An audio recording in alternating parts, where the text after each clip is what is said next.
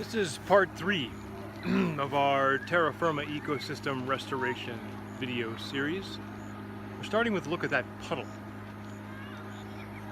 Now, the United Nations just declared that the coming decade will be the decade for ecosystem restoration, which is fantastic. It kind of sounds like something somebody else will do, however. Oh, the UN will take care of it. Actually, if we want to solve that problem, all that water in that road, destroying the road, we don't just come along and fix the road every year. We go back up into the ecosystem and say, where's the water coming from? Let's everybody watching this can do something wherever they live. Here, I happen to be in Shinyanga, Tanzania, a semi-arid part of northern Tanzania. It rains here, hard and heavy. As the first two of this video series talked about, where we talked about the beginning, came over here, we saw this beautiful example of what could be done if you capture the water. But there was a first part where the maize was really weak, only about 1 meter high. So what we've done is taught people how to manage a very small space very well. Right over here, the garden next to the home. And that little space, that little keyhole, stops and slows and sinks and saves the water. Off this little slope right here. It goes into that keyhole. You can't quite see it very well because of the shadows perhaps, but there's a hole and a curving bed, another curving bed on down the slope. So that stops and slows and sinks the water. That's what we have to do on a very small scale. Anybody can do this. Whether you're a climate refugee, a war refugee, a suburban gardener in Michigan, you can do this kind of work.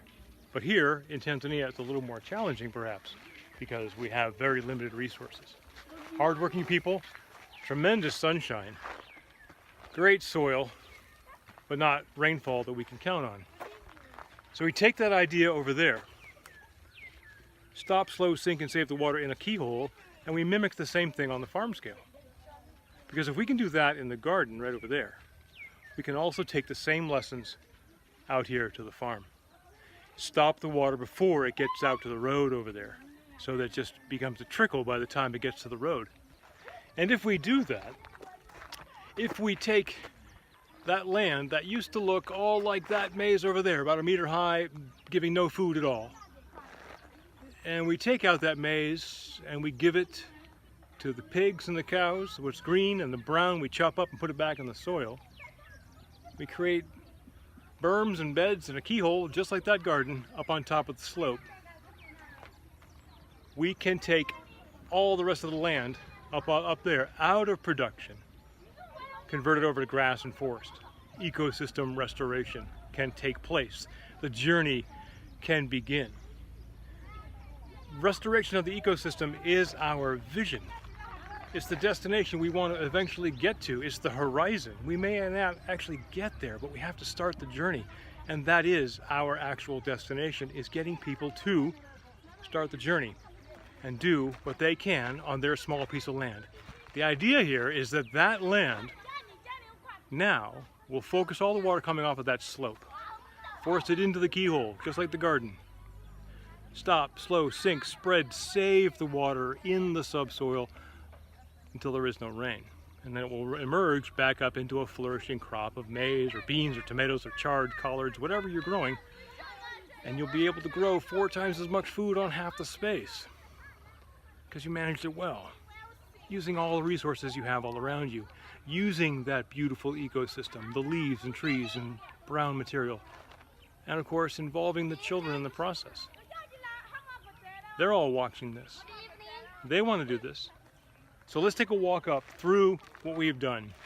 All around this, by the way, what took place over 2 consecutive mornings, 2 3-hour mornings with 15 people working. Stopping, learning, taking a break once in a while. What we have is a Lucena direct-seeded living fence all the way around. Lucena is a fast-growing leguminous hardwood that'll grow and sprout. They'll be cut back to 1 meter high. Once they're 2 meters high, back to 1 meter. That'll be a living fence. And all of these beds here have been double dug.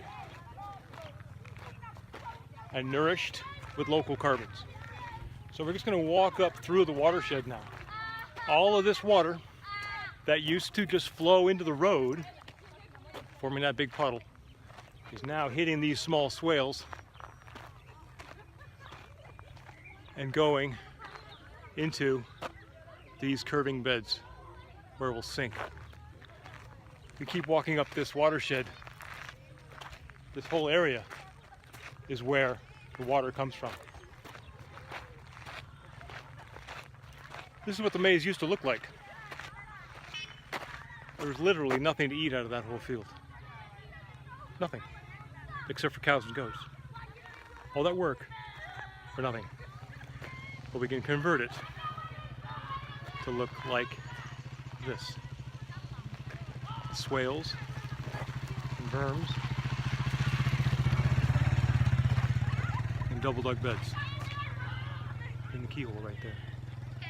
That's how we do it. That's how everybody can do a small and doable action that will do their part to allow the luxury of ecosystem restoration.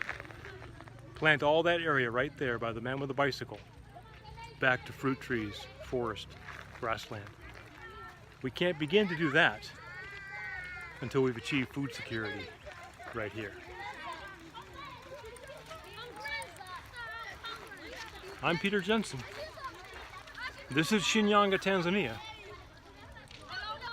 But that is the Terra Firma ecosystem restoration journey just begun.